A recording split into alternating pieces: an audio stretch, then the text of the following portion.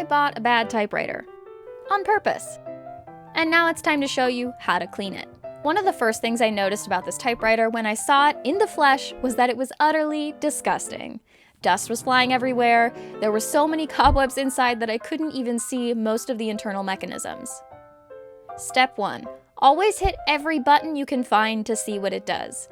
In this case, most of my number row isn't moving at all, and the shift button is stuck. But the spacebar moves, so does the tab, and the backspace, which are all good signs. The carriage, which is the top part of the typewriter where you roll paper through, will move back and forth freely, also a good sign. The platen, the rubber rolly thing that grips and holds your paper, is actually in really good condition. That's another reason I took a chance on this typewriter.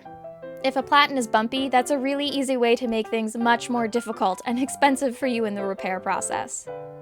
Next, I removed the bottom tray so I could quickly survey a bit of the damage and maybe clean out some of those large cobweb spots. The bottom panel is affixed with 4 screws that all go into the typewriter feet and attach the bottom pan to the frame of the typewriter.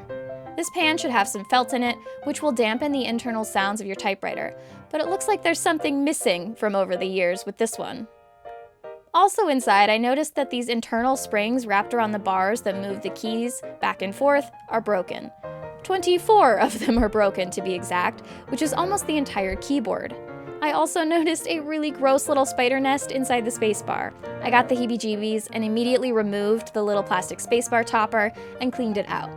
So now I have some of the common problems I have to look into on this typewriter. Now let's give it a little clean. I always start my cleaning with a quick little air compressor once over. If you don't have an air compressor, you can use compressed air in a can, which cleans out keyboards. If you're using a compressor, make sure it's not too strong that it unlatches things on the inside. The use of air is a really good way to just get the dirt out of the corners and in between pieces on your typewriter. Next, we applied some brake cleaning fluid to the internal organs of the typewriter. Why? We want to remove dirt, oils, dust, rust, and any other residue stuck inside. Brake cleaning fluid can break down a lot of those typewriter irritants. Mineral spirits is also a really good tool for this process. Be warned though, don't get it on any rubber parts or decals because it could eat away at them, and always, always, always properly clean off the fluid so it doesn't leave behind a residue that dust can cling to and gum up your typewriter again. We cleaned it off by hitting it with that air compressor. And just look at how dirty it was. Very gross. Also, if you noticed, my spacebar was bent before and now it's not, and that's because my dad bent it back into place with his hands. And I couldn't film it because he did it in less than 2 seconds. I love it when a fix is that easy. So now my typewriter is semi-cleaned of some grime. And I have a list of things I need to replace and fix. I have to figure out what I'm going to do with those keys. I need to reattach those keys that don't work. I need to figure out the shift and fix that. And I need to replace the internal springs.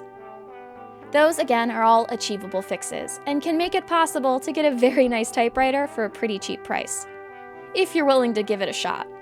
Next time, we'll source some parts. For more updates on this typewriter, check out the other videos on this YouTube channel.